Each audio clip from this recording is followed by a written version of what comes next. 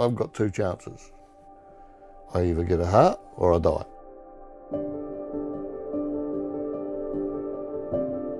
When the girl rang, she said, "Oh, you're still in Sydney, aren't you?" And I said, "Will that affect my chances of getting my heart?" She said, "No, we just want to know where you are."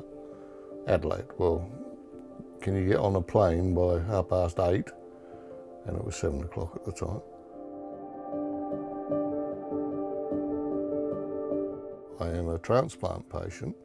It's a rare form of an extremely rare disease, is the way it's been explained to us. My liver basically deposits proteins on my heart.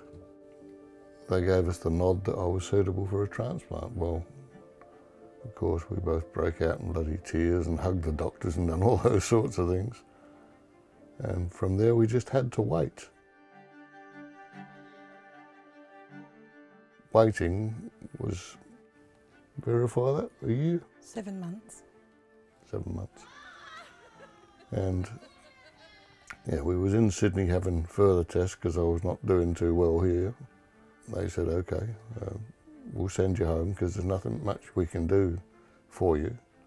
And the next day we got a phone call to say, "Get back to Sydney, we've got a heart for you."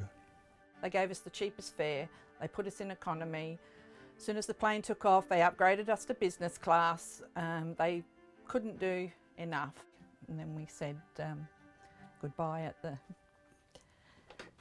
operation. Sorry.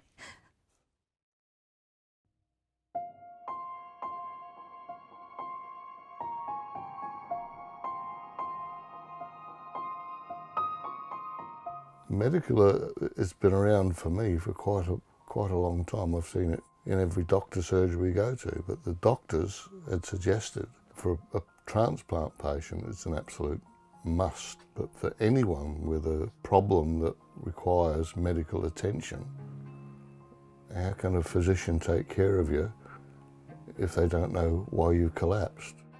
Recently we're in the middle of Queensland at a place called Sapphire. I went to put the garbage out and stood on a tree stump. And the tree stump went into the front of my shin and ripped a hole out the size of your fist. And from there it's Royal Flying Doctors flights and all these sorts of things going to, where did we go to? What was that When one? we were in Emerald Hospital, they needed to know whether you had any anaesthetic allergies as well as the transplant. Yeah. And the MedicAlert obviously had that information because we couldn't remember the name. This is where we found out that the bracelets can be worn in surgery because things get lost in translation. It's another way of them to be able to check because they can ring on your behalf and make sure they have all the information. So, and it's the one thing that has permission to be left on. Yeah. Where we travel is quite isolated. Not only having it with us, but having it in remote areas. Doesn't matter where you are, you're always a phone call away. The watch is never off, and the bracelet, now that we know that it can go into theatre, will be on or with us at all times. I wouldn't have confidence when I travelled without MedicAlert, and of course Karen, because they're integral parts in me living and having a good life.